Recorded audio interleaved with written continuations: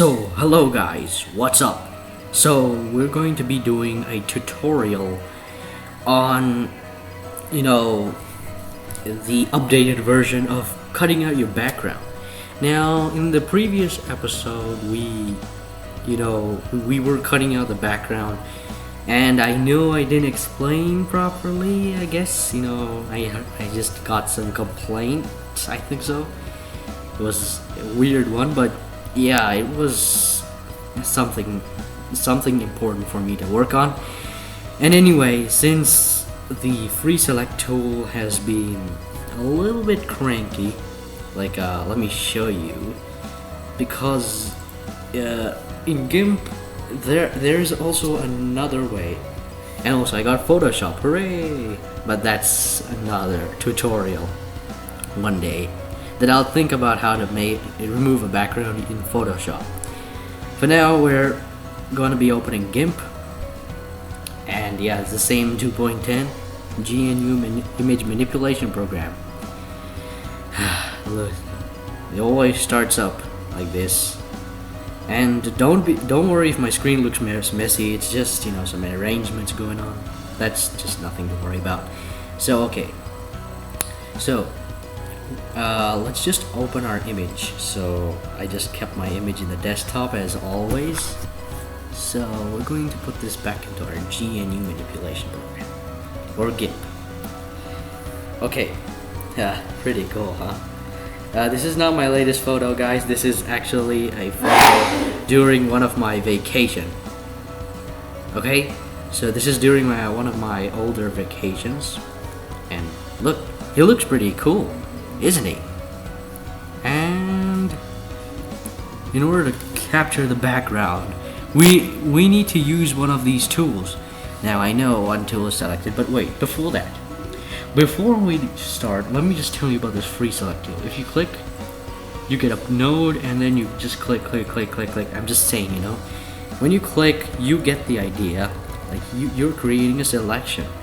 But you see, if I just go here and click, it's not creating a curve, but it's rather just drawing. Just looks like Photoshop when you get that weird effect, I know.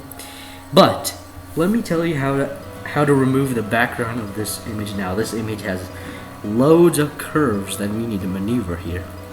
So this image is great for practicing. So let's just go into our new tool that we're just going to say, and for some of you who might have heard, it's the paths tool. Create and edit paths, or you can use the B key. So with that enabled, you don't have to maneuver with this. We're going to click on a point. Let me see. I'm just gonna start from my t-shirt right here, and you create a node. Now when you join, you see you get the node here. You can hit backspace to undo it. But what's the cool thing is that if I go really far, I can create a Bezier curve. Okay? So we can now start creating our cool looking thing. So we can start, and you can create loads of like this. Look, you just saw that Bezier curve, right? So let me just start from a curve that just comes, and the more detail you apply, the more nice it comes. And make sure that you move this, like now if you just stretch this over, you're gonna get a messy image, a messy selection. So make sure you move this handle just close enough, and then begin your next selection, of course, and if you want you can round it off. And yeah, move this close, and yeah, like this. And yeah, and here comes the bigger curve, and if you want more curve, just have to stretch it like this, and you get the Bezier curve. Hooray! It's pretty beautiful, huh? I hope you understand from my explanation, because my last tutorial, I know there were some explanation issues, but they should not be a problem now in this. I just, looked back onto those errors, and now I'm correcting them. And I recommend you using this paths tool in the future, because I have run into some areas where I needed the paths tool, And also, in many Gimp tutorials, this is better because there is also another thing which I will maybe teach you in another tutorial, that is a fill path method. But we're going to use another method, which I'm going to tell you in a short moment. It's just right in the panel, but I'll tell you. It's selection from path. But we're not going to enable it now. We're not still done with our selection, aren't we? So, what we're going to do is we're going to finish the selection. So, we're going to finish this off. And once I'm finished, we will be starting. We'll be starting up.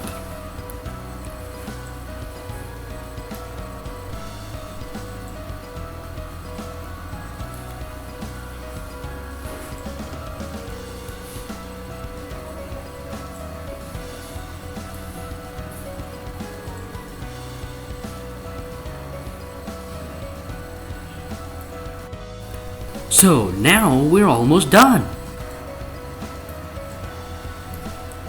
And to close the path, we need to use, go and click the last node.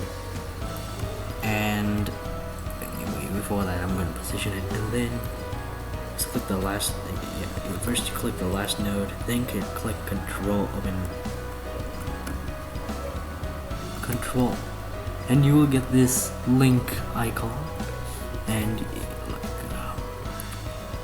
click drag to insert an anchor on the path. Try shift, hit control, and you join the path. And just a little bit of correction, but other than that, it should be fine. Yeah, it should be totally fine. Yep, it's fine. So yeah.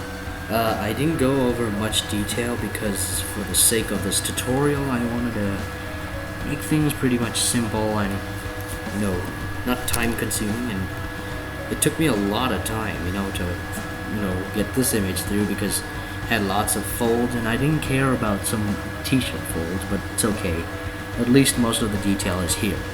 And you wondered how I took this dock. Well, it was already there, but if it's not, you can go to Windows, Dockable Dialogues, and Paths. And also, to insert a curve, as you know, if you want to insert a curve, well, I'll just go here quickly and create a new path quickly. Just create a new path and just select an area. So if you're selecting an area and you hit this, and then you want to join here, but you want to create a curve. So just hold it, don't do anything, just hold it and pull it out. Pull the handles. So it's like this, okay, but don't forget to position this, because if you don't position this, it's gonna make it like that kind of fold. So make sure you just position it at the place you want to start on your curve, and then just I'll show you again. Click an area, hold and drag, and then pull your curve to either direction. Okay, so that's how you create a Bezier curve, or curve. I cannot say, I do not know what to say for it, but yeah, the curve. So I'm just going to delete this, it's just useless. And for our active path, we just have to click on it to make it active, and our path is active. Now, is it done yet? Now can we clear the background? Well, the answer is no. We still have one more step left to do. What is it? First I'll go to the layers panel. Before that, I'm just going to turn on add alpha channel, because otherwise I think so it's a JPEG. So yeah, now the bold letters are gone, which means that transparency can be added. And now hit selection from path, because it's just editable points. So if it's editable points, we need a way to select the image or the foreground that we just selected. So it will not work like now. If you just click clear, it's gonna clear the whole background and leaving you with your selection. So just to get Control Z. And if you're wondering how I selected here, I just selected. If it's off course, just select it. It's nothing to worry if it goes outside the image, because I'm just doing this because so that we can close the selection. And yeah, you don't have to go that precise. It's just only the basic outline that makes you look cool. That's it. And now let's just go out and hit that selection from path, shall we? Selection from path. And now you should see some bunch of marching dots. Okay, it's like they're marching, or you can call them marching ants if you like to. I just like to stick to marching ants. It's so nice. And yeah, I know it looks weird, but now if we hit clear, it's gonna clear our foreground, because we still need one more setting. It's just like when we use the free select tool, okay? So it's just going to edit and no, not edit, sorry. The select, okay? Select tab, go to the select tab and hit invert. Yeah, invert. Hit invert. And now you can see the marching ants are also on the background. Oh, sorry, that was my mistake. Even though they look like they're marching over on your image, they're also marching on the background, because you know then we know that the background is selected. And if you want, you can add feather if you like. I do not know whether it will work properly, but I just put feather so that it will just feather the edges. Maybe I never tried that with inverting and then trying the feather, but let's just see how it goes. And then hit edit, clear, and now you reveal your magic. And wait a minute, this annoying path is just here. Okay, I know you guys might be guessing, why are the nodes still here, the path nodes? I mean, isn't this just the end of the editing? I mean, then that means we don't want Gimp. We need some other application. Well, don't worry. Gimp has the solution. Now, if you go to the Paths tool, they say create and edit paths, and the shortcut is B. Now, look what happens if I hit the B key while the Paths tool is on. It gets rid of the path. Well, no, it does not get rid of the path, but it gets rid of the nodes so that you can't see them. And in order to deselect the selection, we just have to hit select, none. And I know what you're thinking, you can still see the path outline instead of the path. So go ahead to your path and deselect the visibility, or you can call it the eye icon. So it just toggles the outline, visible and invisible.